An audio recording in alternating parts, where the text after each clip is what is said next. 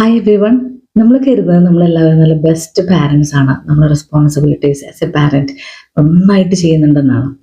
എനിക്ക് അങ്ങനെ ഒരു ധാരണയുണ്ടായിരുന്നു. ഈ അടുത്തിടെ മക്കളുടെ ഷോയും ഷൂട്ടുമായിട്ടൊക്കെ ബന്ധപ്പെട്ട് അവരെ അക്കമ്പനി ചെയ്യേണ്ടി വന്നപ്പം ഞാനിങ്ങനെ ഓരോ കാര്യങ്ങൾ അതെടുത്ത് വെച്ചോ ഇതെടുത്ത് വെച്ചോ എന്നവരെ കീപ്പ് ഓൺ റിമൈൻഡ് ചെയ്തുകൊണ്ടിരുന്നു.